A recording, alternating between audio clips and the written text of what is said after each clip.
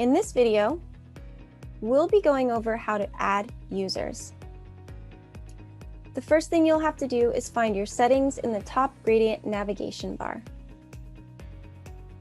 Once in your settings, you'll find Manage Users under User Settings.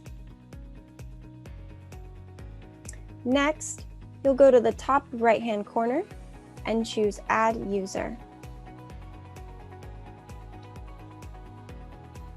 Now you'll have to fill out their information, like their first and last name, their email, and their phone number. After that, you'll select their role. Users have very limited access to the system. Other than the critical parts to thrive in accomplishing his or her employee functions, they will not have access to very many settings pages. They will also only have access to their records that are assigned to them. Portal users will only have access to portal functions. Managers will have more permissions than a user, but they will not have complete access to the software. They will be able to access their records and any records for teams that they manage. Directors will have more access than a manager, but not quite as much access as an admin. They will be able to access their records and any records for teams that they direct.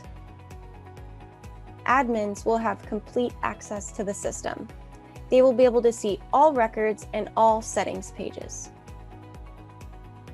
Once you select their role, you'll need to select their department, whether they're a loan officer, a loan partner, or a portal user. After that, be sure to select whether they are a portal user. If you do not select yes here, they will not have access to the portal tab at all. After that, you'll select Accept and save user details. For the role, you do have the ability to adjust what they have access to. You can do that via the Role Permissions page, Report Access Permissions, Record Visibility by Role, and Record Assignment Permissions. If you have any other questions on this, feel free to email support@setshape.com.